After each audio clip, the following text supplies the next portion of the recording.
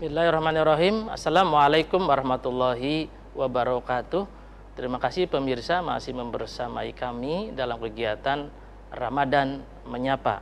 Acara ini diprakarsai kerjasama antara Radar Cirebon Televisi dengan LP2M, Lembaga Penelitian dan Pengabdian kepada Masyarakat IAIN Syekh Nurjati Cirebon.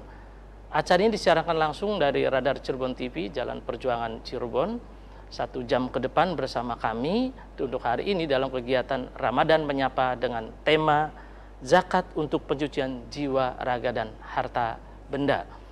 Pemirsa dimanapun berada, tentu kami juga mengajak dialog interaktif antara pemirsa untuk bertanya atau sekedar sumbangsi pemikiran dalam kegiatan ini. Adapun tata caranya melalui via telepon yang tertera dalam layar kaca Anda. Izinkan saya Tato Nuryanto 1 jam ke depan membersamai Bapak Ibu semua di rumah untuk sama-sama mengikuti kegiatan Ramadan Menyapa. Kegiatan ini selalu dilakukan setiap bulan Ramadan dari tanggal 1 atau Ramadan hari pertama sampai hari terakhir. Dan insya Allah sekarang ini putaran yang sekian, artinya 10 hari terakhir. Perlu diketahui pemirsa bahwa zakat ini penting sekali untuk kita ketahui bersama kaitannya seperti apa sejarahnya zakat itu, lalu apa definisi zakat itu, macam-macamnya seperti apa, bahkan fungsi dan tujuan kita berzakat itu untuk apa. Di tengah-tengah kita sudah hadir narasumber kita, seorang akademisi dari IAIN Syekh Nurjati Cirebon. Kita sapa beliau, Bapak Dr. Haji Ahmad Syaturi, Magister Agama. Selamat sore Pak Kiai Satori. Ya, selamat datang. Sore. Assalamualaikum warahmatullahi wabarakatuh, Pak Tato. Waalaikumsalam warahmatullahi wabarakatuh. Terima kasih sudah hadir di tengah-tengah kita. Pemirsa, kita tidak berlama-lama, nanti ada narasumber yang kedua. Sebentar lagi kita sapa. Untuk yang pertama ini narasumber Pak Haji Ahmad Syaturi. Maka dipersilakan Pak, berkaitan dengan bagaimana zakat untuk pencucian jiwa, raga, dan harta benda. Silakan ya, Pak Kiai. Assalamualaikum warahmatullahi wabarakatuh. Pemirsa, kaum muslimin, muslimat, dimanapun Anda berada, alhamdulillah di sore hari ini kita bersama berada di RCTV dalam rangka mengisi kegiatan Ramadan Menyapa. Pertama, marilah kita panjatkan puji syukur kehadirat Allah Subhanahu wa Ta'ala, di mana pada sore hari ini kita semua insya Allah masih semangat untuk melaksanakan ibadah puasa Ramadan. Mudah-mudahan puasa ibadah Ramadan kita diterima oleh Allah Subhanahu wa Ta'ala. Tidak lupa juga kita sampaikan sholawat dan salam kepada junjungan kita Nabi besar Muhammad SAW yang senantiasa kita berharap syafaatnya kelak. Mudah-mudahan dengan kita selalu membaca sholawat dan salam bagi baginda Rasulullah Muhammad SAW, kita akan mendapatkan syafaatnya. Pemirsa, kaum muslimin, kaum muslimat dimanapun Anda berada, ya ini nampaknya ada teman kita dan ya dari kita akan membahas tentang tadi yang tema yang sudah disampaikan oleh MC yaitu Pak Nuryanto, bahwasanya zakat merupakan penyucian jiwa dan harta benda. Namun sebelum ke tujuan atau fungsi dari zakat itu, mari kita tengok dulu terlebih dahulu tentang sejarah atau kronologis dari zakat. Ya, sepintas bahwasanya memang Rasulullah SAW ini merupakan seorang yang patut kita contoh, patut kita suri tauladani. Beliau merupakan sosok yang menjadi pemimpin yang multidimensi atau multitalenta kalau zaman sekarangnya, atau memang bisa dikatakan orang yang insan kamil, sempurna. Oleh karenanya di dalam ibadahnya beliau tidak hanya berkaitan dengan Allah atau ibadah makhdoh saja, tapi juga dengan ibadah ghairul makhdoh. Ya. Tidak hanya vertikal tetapi juga horizontal. Inilah kesempurnaan daripada Rasulullah Shallallahu Alaihi Wasallam. Ketika Rasulullah Shallallahu Alaihi Wasallam sudah mendapatkan wahyu untuk menyebarkan ajaran Islam, maka di dalam tahun kedua hijrah Rasulullah Shallallahu Alaihi Wasallam sudah memerintahkan, namun sebelumnya ada titik-titik ada benih-benih yang mengarah kepada dianjurkannya zakat. Nah, zakat ini Rasulullah Shallallahu Alaihi Wasallam tidak mewajibkan sebelumnya, yaitu hanya sebatas individual atau bagi orang-orang yang senantiasa memiliki harta yang sudah dianggap cukup. Nah, beliau menganjurkan untuk berbagi kepada kaum lain atau kepada teman-temannya atau pada sahabat-sahabatnya untuk senantiasa memberikan hartanya, sebagian hartanya kepada sahabat-sahabatnya. Nah, baru setelah Rasulullah Shallallahu Alaihi Wasallam di tahun kedua hijrah Rasulullah Shallallahu Alaihi Wasallam, yaitu di Madinah, Rasulullah baru menganjurkan dan untuk memerintahkan agar pelaksanaan zakat. Nah, ini zakat ini karena memang sangat penting. Sampai ketika Rasulullah Shallallahu Alaihi Wasallam meninggal, kemudian digantikan oleh pemimpin yang kedua, yaitu sahabat Abu Bakar As-Siddiq. Rasulullah Shallallahu Alaihi Wasallam memerintahkan agar zakat ini betul-betul dilaksanakan, dan ternyata memang didukung oleh para sahabatnya. Ketika ada orang-orang yang munafik, orang-orang yang tidak mau untuk berzakat, sahabat Abu Bakar lalu memeranginya. Artinya apa? Betapa pentingnya pelaksanaan ibadah zakat ini. Dan zakat ini adalah merupakan rukun Islam yang ketiga. Dan ini merupakan memang sangat penting. Ibadah yang kita adalah ibadah selalu sebetulnya adalah hanya horizontal kepada Allah Subhanahu wa Ta'ala. Tapi sejatinya ibadah horizontal pun kepada Allah, atau kita katakan ibadah mahdhah, itu juga sejatinya harus sudah melekat kepada diri kita, kemudian juga diresapi oleh kita, kemudian ada dalam hati kita mengimplementasikan dari ibadah mahdhah yang kita laksanakan itu, yaitu kemudian kepada masyarakat. Begitu juga ibadah ghairu mahdhah, yaitu ibadah-ibadah yang kita kaitannya dengan masyarakat, dengan semua kalangan, dengan siapapun. Nah, disinilah ibadah zakat ini merupakan ibadah yang tidak hanya sentral kepada Allah Subhanahu wa Ta'ala, tetapi juga secara itu juga kepada masyarakat. Oleh karenanya sangat penting sekali kita dalam melaksanakan ibadah, melaksanakan zakat ini. Kalau kita tilik, apa sih itu zakat? Zakat kalau tilik dari definisinya adalah, kalau secara bahasa atau etimologi adalah bersih, tumbuh, berkembang, berkah. Nah, ini kita sudah bisa menarik dari definisi secara bahasa atau etimologi. Ini bahwasanya zakat itu bersih. Jadi artinya kalau secara bahasa kita umat Islam juga kan harusnya senantiasa bersih, senantiasa tidak ada kekotoran dalam segala apapun, dalam bentuk apapun, harusnya tidak ada. Kemudian juga suci, dan memang zakat ini adalah di samping bersih juga suci. Jadi betul-betul orang Islam ini atau umat Islam ini betul-betul dalam diri sosok figur dari sebuah agama yang senantiasa bukan hanya bersih tetapi juga suci. Beda dengan bersih. Kalau bersih biasanya adalah bersifat yang kita bisa lihat nampak kita dan bisa dilihat dengan kasat mata. Tetapi kalau suci itu adalah bersifat biasanya lahir yang tidak bisa dilihat oleh kasat mata. Sehingga apa? Dalam Islam itu bukan hanya bersih tapi juga harus suci. Nah, kemudian juga ini zakat ini juga tumbuh. Kenapa zakat dikatakan tumbuh?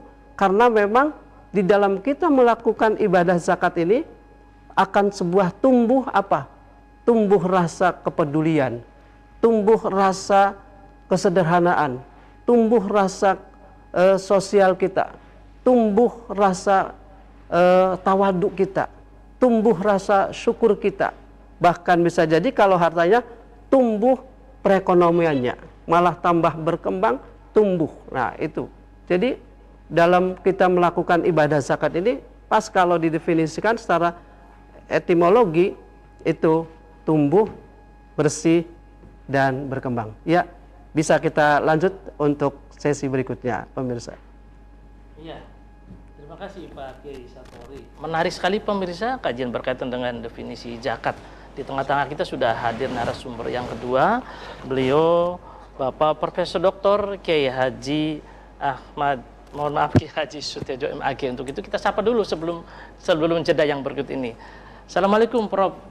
Tejo. Waalaikumsalam warahmatullahi wabarakatuh. Baik, nanti kita sambut materi dari beliau setelah jeda pariwara berikut ini.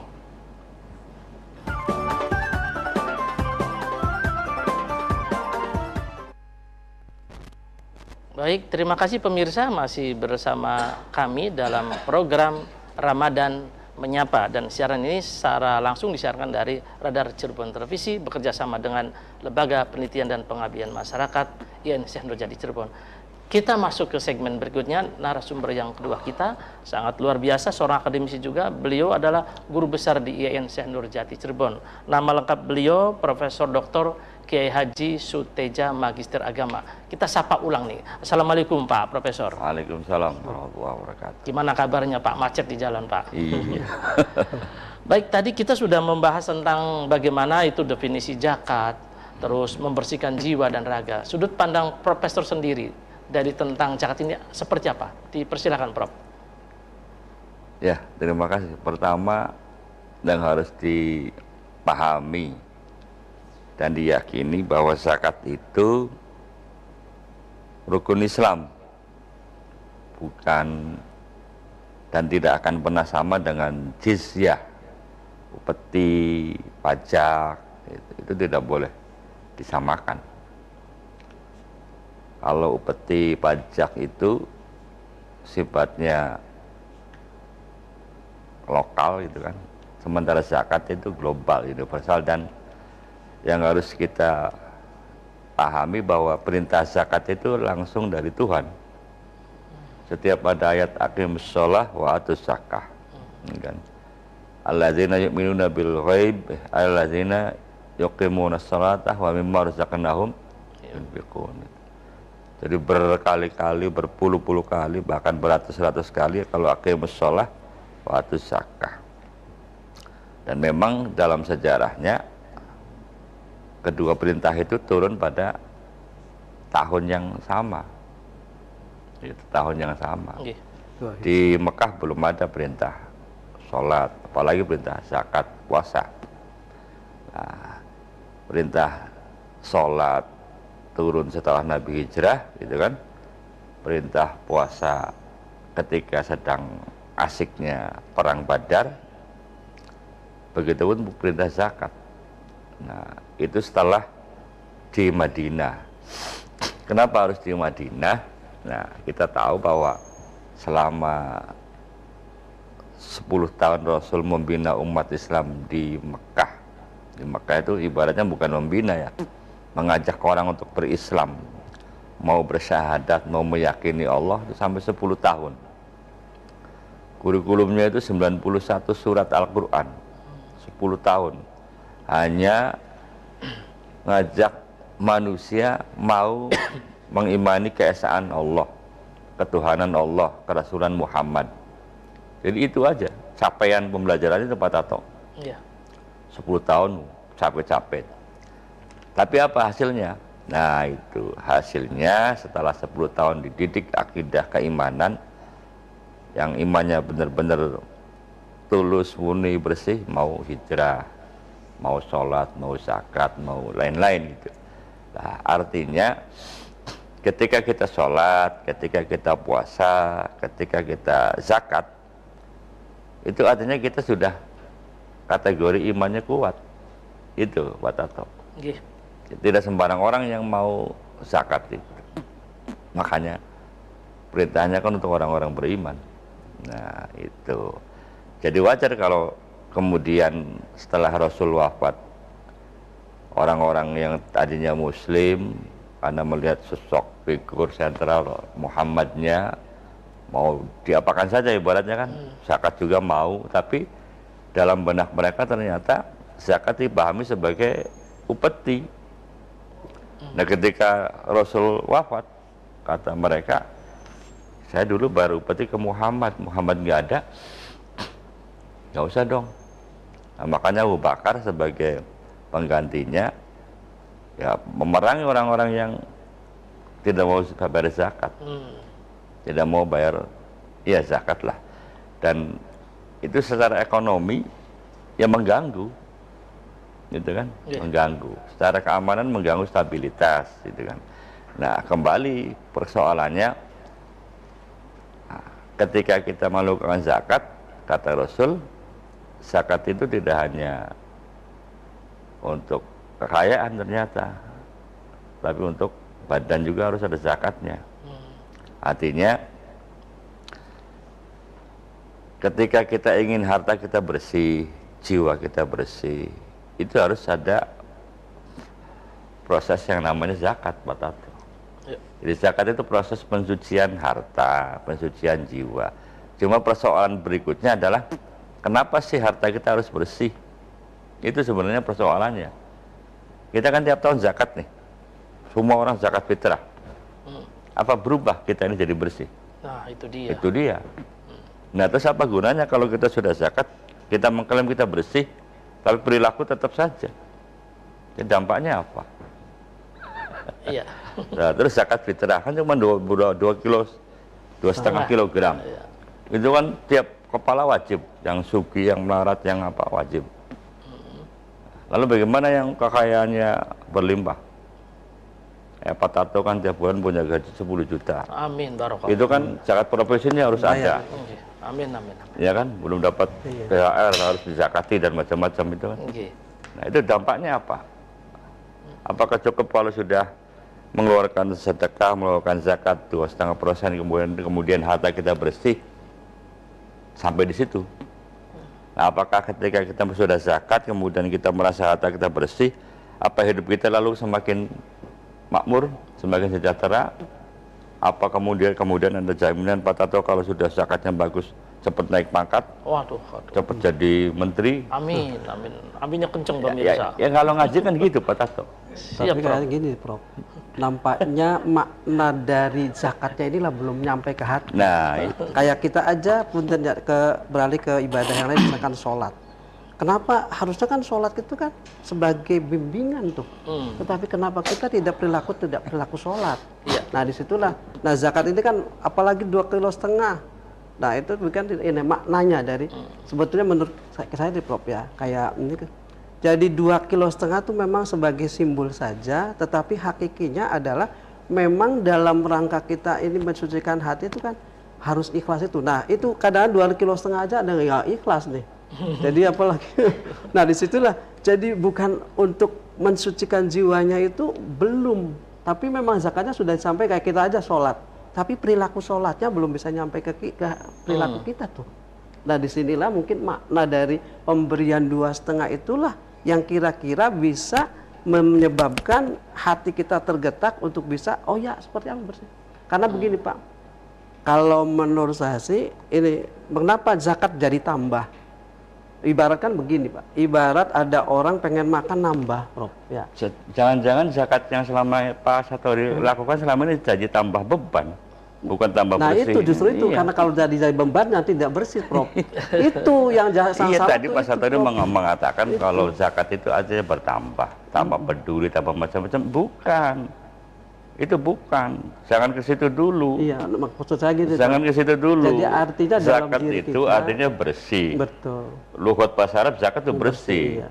Kalau bertambah itu bahasa Arabnya barokah. Jadi jangan dikaitkan. Zakat itu artinya bersih. Nah, dilakukannya zakat itu supaya harta kita bersih. Iya. Kenapa kita perlu bersih? Nah, itu dulu Pak Toto. Iya. Pak Toto.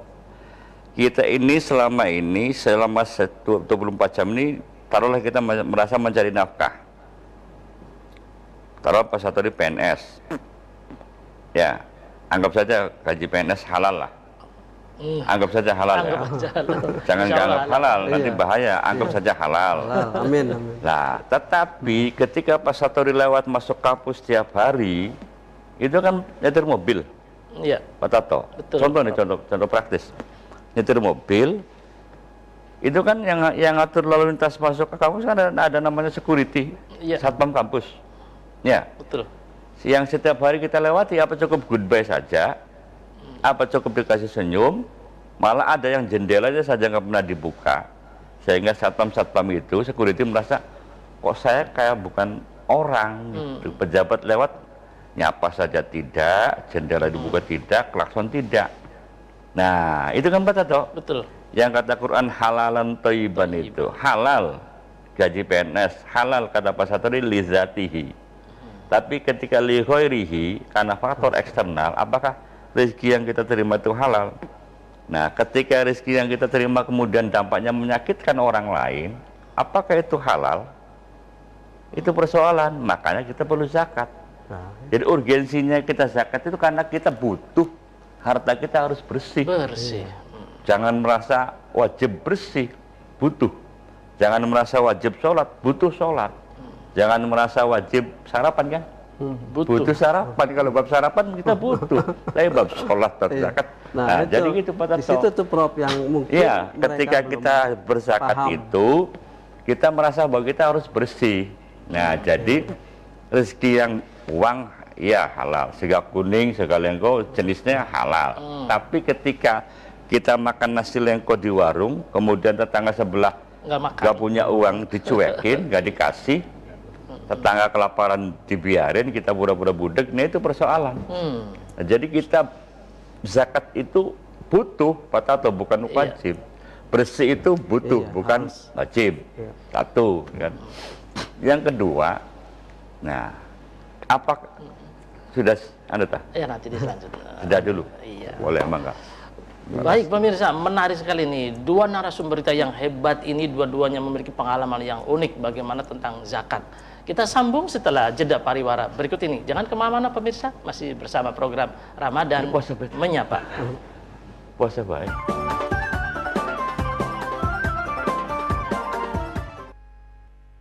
Baik, terima kasih pemirsa masih setia bersama program kami dalam acara Ramadan Menyapa.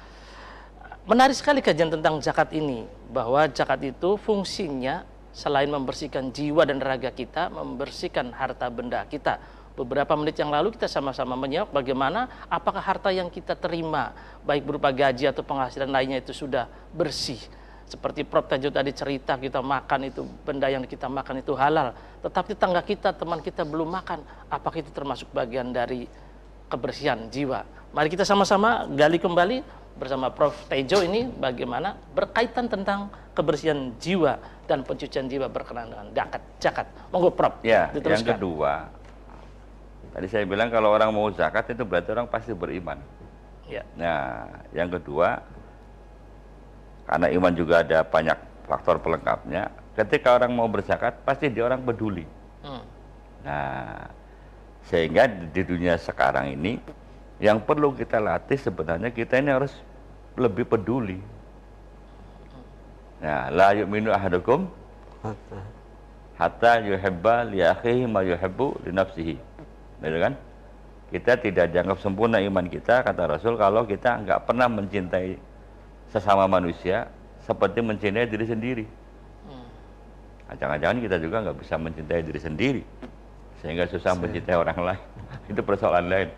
Lain maksud saya, nah, tidak setiap orang beriman mengerti ilmunya bagaimana iman itu jadi sempurna. Karenanya perlu pendidikan empati itu Pak Tato. Ya. Orang berzakat, iya, tiap tahun kita zakat fitrah, tapi apakah kepedulian kita bertambah? Itu persoalan. Jadi selain kita merasa butuh pembersih diri sendiri, kita juga merasa butuh bagaimana meningkatkan empati kita. Empati ya minimal kayak tadi kan, ya bukan hadis-hadis yang diajarkan Rasul kan bukan hadis-hadis yang menakut-nakuti, tapi justru memotivasi bahwa kita tidak dianggap beriman kalau kita kenyang sementara tetangga kelaparan. Nah, kita membayangkan kalau ada hadis kita tidak beriman ketika kita kenyang sementara tetangga kelaparan. Pak Tato, Pak Satori pasti bayangannya tetangga itu di luar rumah. Iya. Bukan tetangga yang di dalam rumah, anak, istri. Ya kan?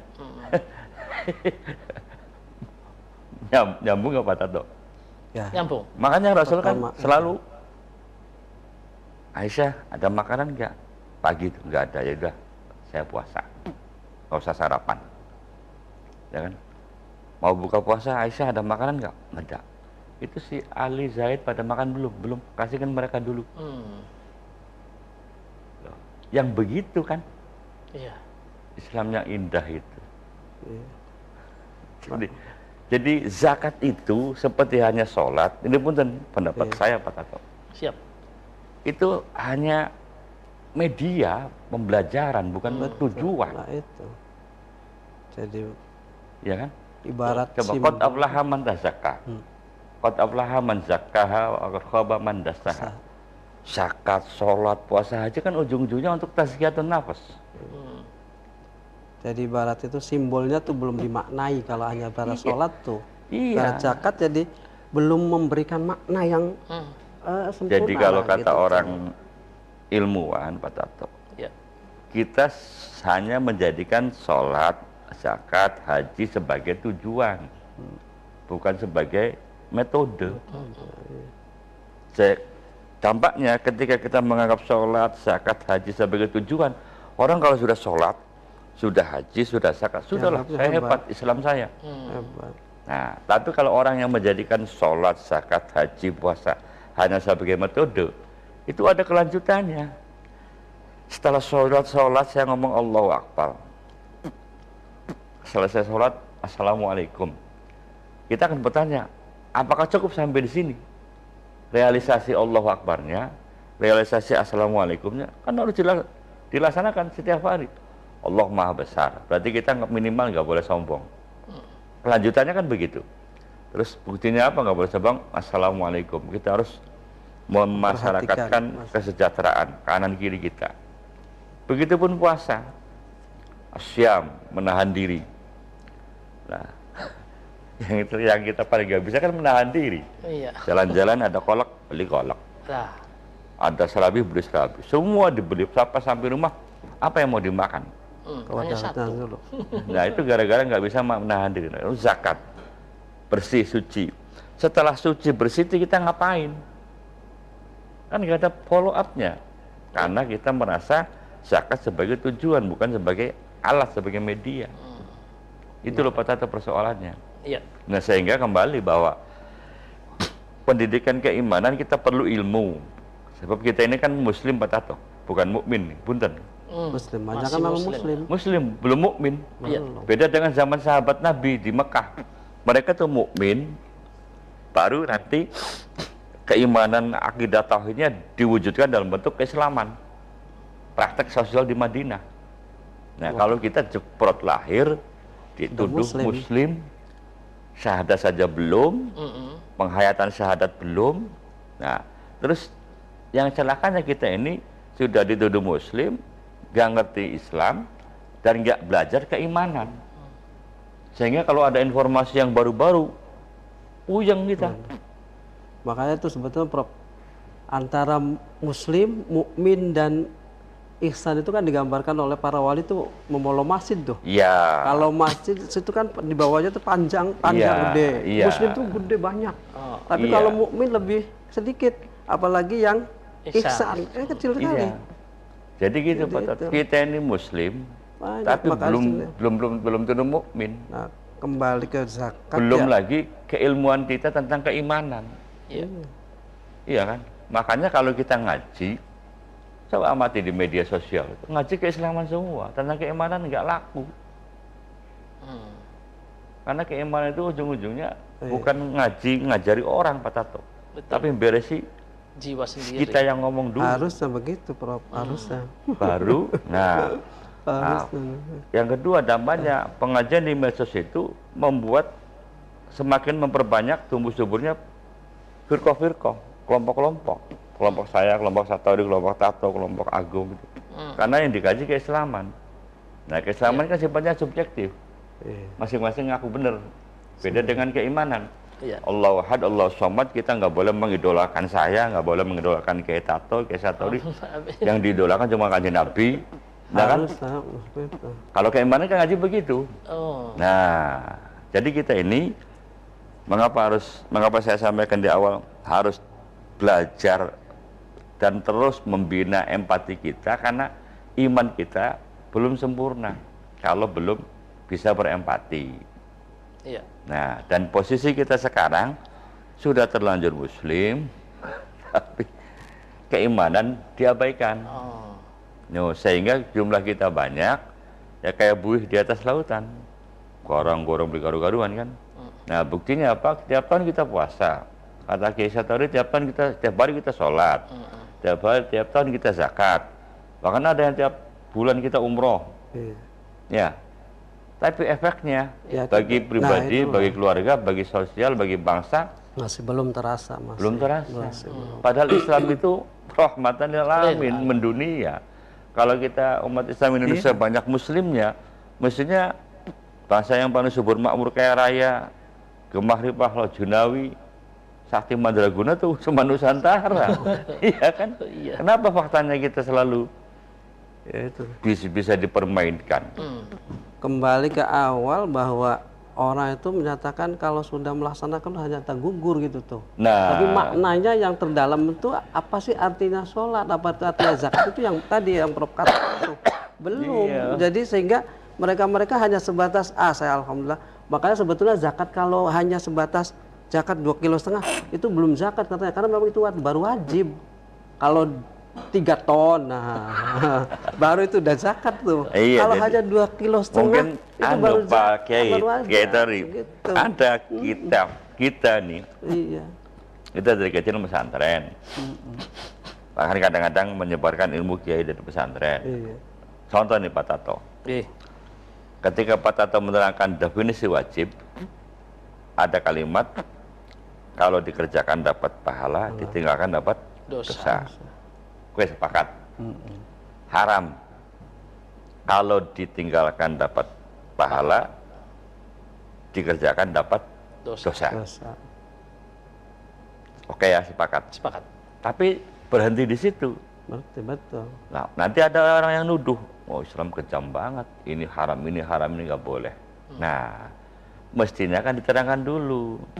Ada kalimat haram yang dipakai untuk masjid, namanya Masjidil Haram.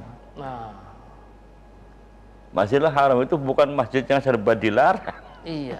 tapi masjid yang paling mulia. Mulia. Nah, itu artinya kalau kita meninggalkan larangan Tuhan yang diharamkan Tuhan, itu artinya kita ingin dimuliakan Tuhan. Iya. Buktinya orang tidak mencuri, tidak ngarong, tidak nyolong, tidak korupsi kan mulia. Nah, ada lagi Pak Tato, istilah yang dalam fikih yang kemudian kita jadi masa bodoh. Sunnah kata Pak Satori itu. Betul. Ya Allah. Dilakukan dapat Pahala. ditinggalkan nggak apa-apa. Tidak apa-apa. Nggak apa-apa gimana? Orang nggak meninggalkan. Kalau nggak meninggalkan tahajud, emang nggak apa-apa. Nah, Bermasalah dong. itu tuh Prof. Tahajud itu sunnah, tarawih sunnah, terus ditinggalkan. Wah, ditinggalkan ini sunnah ini nggak apa-apa. Kata siapa nggak apa-apa? Jelas masalah. dampak. Justru problem besar itu kalau kita nggak tahajud, nggak tarawih. Iya. Pertama meremehkan yang sunnah itu, dari Nabi. dosanya lebih gede ketimbang lupa meninggalkan yang ya itu wajib. Prof. Tadi kembali lagi kepada kenapa harta itu mensucikan, itu tuh belum. Nah, belum. Tadi hanya sunnah itu tidak dampak kita bagaimana melakukan sunnahnya itu nggak diambil di situ. Tapi hanya ya sudahlah yang memang definisinya begitu. Padahal sunnah kan bahasa Arab kan. Iya. Bahasa Arabnya mustahab, ya kan? Tatawu. Iya, mandub, mustahab artinya dicintai Tuhan. Tatawu berarti bonus kan? Iya. Nah, itu kan. Belum lagi nadab. Nah, Belum lagi sunnah. Sunnah berarti kan tradisi Rasul. Tradisi Rasul. Yang Kalau perlu kita nggak mengerjakan yang sunnah, biasakan. berarti kita anti Rasul dong. Ya. Kita ngomong cinta Rasul, faktanya hanya melihat definisi. lah gitu. Jadi gitu Pak Tato. Yap. Kembali kepada persoalan zakat. Nah, yang perlu ditumbuh suburkan itu jiwa supaya kita gemar berzakat, tetapi tidak menjadikan zakat sebatas tujuan sebagai alat. Itu. Coba kalau zakat hanya tujuan, saya yakin Gus Allah nggak tega sama umatnya Pak Satori. Iya betul. Kalau zakat fitrah kan kaya miskin wajib. Mengeluarkan. Bahkan yang baru ceprot lahir malam Lebaran itu Harus Zakat. Ya. harus ada. berzakat. Nah Itu kan kalau dipikirin jelimet ruwet itu. iya, dibalik ininya nih ya bukan Nah, apa-apa. karenanya lagi-lagi yang namanya syariat itu kan syariat Pak Tato. Sholat, zakat, puasa kan syariat. Syariat itu kan jalan. Jalannya Hakikatnya kan ada di ujung. belum. Tuh, artinya kalau memahami syariat, Harus jangan tahu. hanya dibatasi sebagai tujuan. Jadi kalau saya bilang sholat, zakat, puasa, haji bukan tujuan tapi hanya media, itu nggak salah menurut saya Pak Tato. Karena semuanya syariat. Syariat itu artinya jalan. Ya. Mau kemana? Mau ke Mekah? Jembatan lah. Ya, Ke Mekah pakai apa? Pakai perahu ya mangga lewat laut. Pesawat terbang ya mangga pakai udara. Jalan kaki ya mangga, itu syariat. Ya kan? Hakikatnya kan belum tentu ketemu. Tuh, jadi gimana caranya Ya. di Prodi PAI kira-kira memahami bahwa sholat, zakat, puasa itu sebagai media, sebagai alat untuk apa? Nah, untuk apanya nih Pak Satowi? Baik, untuk Ini apanya Prof, nanti kita iya, sambut lagi nih sambut setelah lagi, betul, Prof. jeda pariwara Bapak-bapak ya. Menarik sekali pemirsa, dialog hari ini memang kalau para pakar dialog luar biasa. Apalagi pakar Diman, teman saya itu ya. Pemirsa jangan kemana-mana karena setelah yang satu ini kita kembali setelah jeda pariwara. Masih bersama kami program Ramadan Menyapa.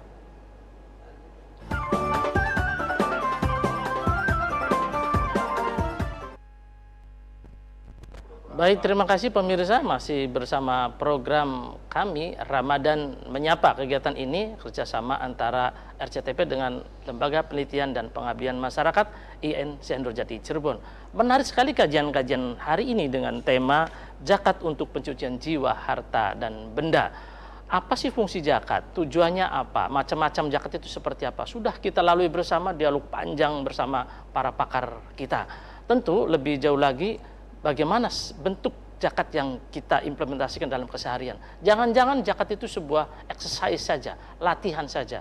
Aslinya tidak harus setiap di bulan Ramadan. Mungkin ada zakat-zakat lain di luar itu.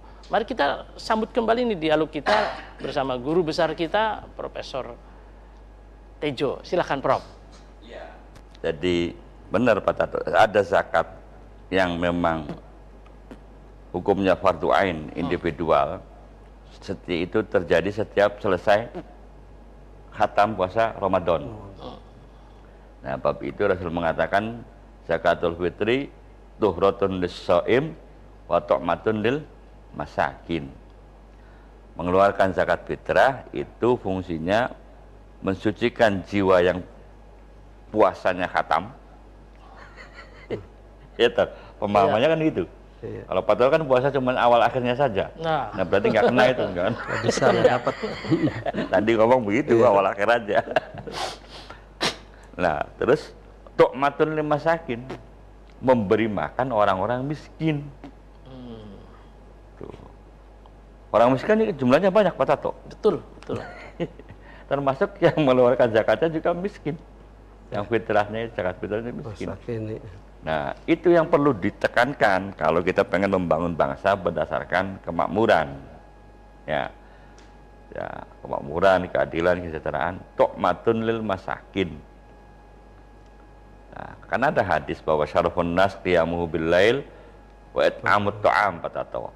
Ya. Kemuliaan kita ini, nas itu manusia. Seluruh Manusia, semua manusia. Tergantung dua hal. Pertama, qiyamuhu bil lail, qiyamul lail. Kedua, it'amut ta'am, suka memberi makan yang memang membutuhkan makan. Tuh, itu kan. Jadi mungkin pemandangannya kalau zakat fitrah tahun ini bagus, distribusinya tepat, nanti nggak ada pemandangan di pinggiran jalan di lampu merah. Harusnya. Iya, harusnya Malah begitu. puasa semakin banyak. Iya. Harusnya memang Berjejer. begitu nanti tuh. Karena zakat itu kan zakat mal tuh. Kalau waktu dulu saya pengurus gitu tuh, hanya baru berapa persen yang dari se-Indonesia tuh. Iya. Itu dapatnya udah baru 8 triliunan, harusnya 17 triliun itu. Kalau bisa digali itu potensi zakat tuh, itu dari segi harta itu begitu banyak semuanya. Mungkin tadi aja, jangankan ke situ, sudah zakatnya aja lah lumayan tuh. Gampang Pak Tato ngitung zakat mal tuh. Satu kantor berapa pejabatnya, gaji bulanannya berapa, ya kan? Baru pegawai negeri itu sih ya. Iya kan gampang. Iya, Gampang. pegawai negeri. Nah, yang susah kan yang bukan pegawai negeri. Iya. Itu zakat fitrah kan. Nah, nanti zakat harta. Zakat harta itu persoalannya jadi Pak Tato, ada pedagang. Pedagang biasanya kalau mulai dagang 1 Januari tahun kemarin, zakatnya 1 Januari tahun kemarin. Mestinya tidak ada jeda Ya. kekosongan Nah, itu. uang tuh. Ini kan banyak juga yang belum paham tuh. Iya, Ramadan semuanya kadang-kadang. Kalau zakat tuh rata-rata Ramadan semua, Idul Iya. Fitri semua. Padahal Kita mulainya sebetulnya, bisnisnya Pak Tato mulai jadi PNS di Makapa. dulu 1 Maret, ya kan? Berarti zakat tahunannya 1 Harus Maret. dikeluarkan Maret. Ya sama dengan Pak Tato kan gitu. Jadi langsung bisa berputar gitu tuh. Iya, Sebetulnya nggak ada jeda. iya, nggak ada uang mandang. Aman, Pedagang, petani, setiap panen zakat. Jadi kan nggak ada orang, mestinya nggak ada orang yang kelaparan tuh mesti. Iya. Dan Kalau menjadikan zakat sebagai syariat untuk apa ya? Untuk iya. bersih-bersih, untuk kemakmuran kan gitu Pak Tato. Belum lagi zakat profesi kita tiap bulan kan Iya, diambili diambil. oleh Basnas. Berapa Pak Tato? Tiap Berapa bulan persen, Pak? diambil? Hah? 0,25. Iya, 0,25 ya. 0,25% Pak. Iya, berapa besarnya kan? Iya. Iya. Besarnya berapa? Tergantung gaji kita. Tergantung. Tergantung Itu Tergantung gaji kenapa kita. harus dirahasiakan? Aduh. Masa zakat dirahasiakan? Iya. Nah kan itu. Jadi artinya apa? Ya kalau kata Pak Tato di zakat itu supaya harta kita bersih, PNS dijamin bersih Pak Tato. Harus. Karena setiap bulan diambil zakat profesi Profesi. secara paksa oleh Basnas. Ya nggak bersih kalau soal paksa mah. Ya tapi kan bersih, hartanya diambil. Terus pada soak bajunya dicuci ya bersih. Walaupun paksa mah. gelendeng, ya tapi kan bersih, diambil. Iya, aduh. Dan manfaatnya sudah disalurkan oleh Basnas. Betul. Itu pedagang, petani, pekebun, beda lagi zakatnya kan? Ini kalau Prof berbicaranya memang kalau harus memahami, saya sering mencontohkan kepada mahasiswa itu. Mm-mm. Kalau Allah tidak mewajibkan sholat, hanya bacaan habis wudhu, insya Allah orang jadi baik semua. Kan doa wudhu kan, Allahumma ja'alni minat tawabina wa ja'alni minat tahirin wa ja'alni min ibadika sholihin tuh. Kalau Allah nggak menentukan sholat, wajibkan sholat, kayaknya doa itu aja udah bisa jadi orang tuh bersih. Kalau suci. dilakoni. Iya, Iya, itu kalau tuh yang paling susah tuh itu tuh. Ya, kalau dilakoni. Ada wudhunya kadang-kadang wudhu doanya gitu baik. Nah, Iya. zakat juga begitu, artinya dari zakat juga sama Iya, gitu. bab doa itu kan ada orang yang sekadar baca kalimat doa. Iya, hanya begitu. Ada Tidak orang yang meresap ke memahami hati. doa. Betul. Ada yang orang mengaplikasikan doa. Nah, itu yang jarang, yang itu tuh jarang. Tadi kata Prof, masalah zakat kenapa kok bisa jadi nggak bersih? Karena itu hanya Iya. sebatas kewajiban. Gitu. Jadi gitu Pak Tato, zakat harta itu macam-macam, ada pedagang beda, petani beda, pekebun beda, biro jasa beda, profesi Iya. beda. Itu Pengusaha kalau beda. dilakukan secara konsisten dan sesuai dengan periode yang ditentukan, nggak ada kekosongan Hebat. uang tuh nggak ada. Iya. Kekosongan Makmur. apa orang ada jeda antara besok makan sekarang nggak makan tuh nggak ada. Karena sudah terpenuhi semua. Teorinya, Iya. bayangan saya begitu. Iya. Nah, kalau mungkin penyebabnya tadi pahamnya orang kalau zakat tuh di bulan Ramadan. Pahalanya banyak. Padahal ketika saya mau dagang, ya saya pesan, Cok, dicatat kamu mulai dagang tanggal berapa, bulan berapa. Gay, paham nggak? Boten. Ya kalau dagang mulai 1 Januari, nanti zakatnya 1 Januari tahun depan. Iya. Jangan Ramadan, beda.